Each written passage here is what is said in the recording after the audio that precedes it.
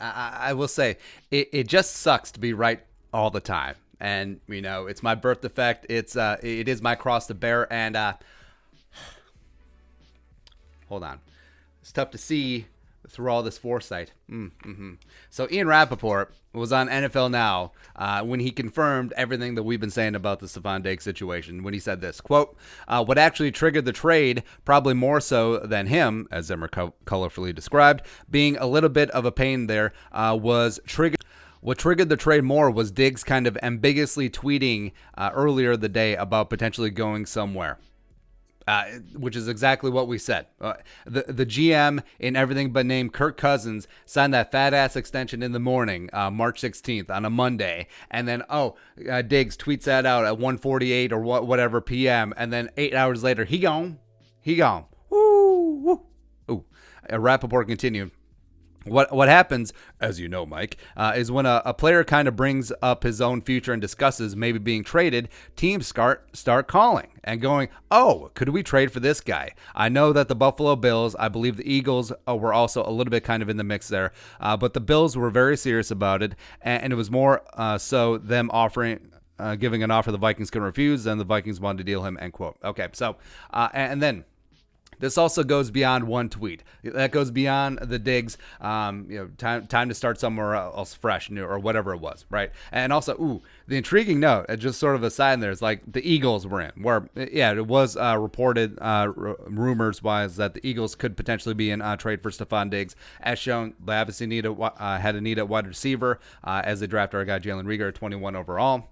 But could you imagine Stefon Diggs going to the Eagles? Like Howie Roseman and Rick Spielman get back at again. Rick's like, hey, Howie, like I fully understand that you bent us over the barrel with the Sam Bradford trade. And Howie's like, yeah, we'll give you a 2 for Diggs. Okay, but I understand why the Bills came in. Brandon Beane threw it on the table. We'll give you a 1, we'll give you a 5, we'll give you a 6, and a future 4th, and a partridge in pear tree for number 14. And they did it, right? But with Diggs, like we said, I don't think it was just that one tweet. I think it was just the series of cryptic tweets throughout the past months, even the past year, like him not seriously shooting down those trade interest rumors in a serious way. Because remember, Dawn Fox 9 asked him, do you want to be here in Minnesota? He's like, yeah, I really want to be here in Minnesota. Yeah, that sort of deal. Plus him working on the Cardinals shirt is like, okay, a multi-million-dollar athlete at this multi-million-dollar training facility. This is a baseball facility, by the way.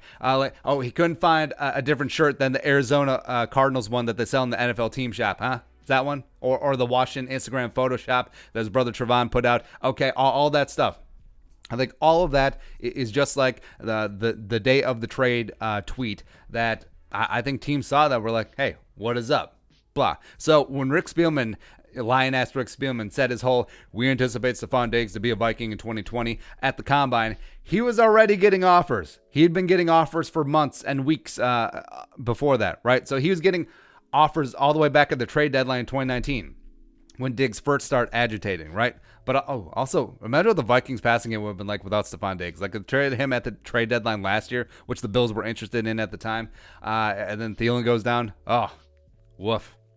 Yeah, but whatever. So for the future, do pay attention. Like every single time a player starts agitating or being cryptic about their future or the contract or displeasure with the current offense or team or regime or coaching staff, like where there's smoke, there is fire. Like Diggs said himself, there's truth to all rumors. Not tamping down those flames at all, because teams will call. Like even if it's just a drive-by, it's like, hey, what's the price? Oh, not so much. How much for a ZJ? Oh, if I got to ask, I can't afford it. Okay, click.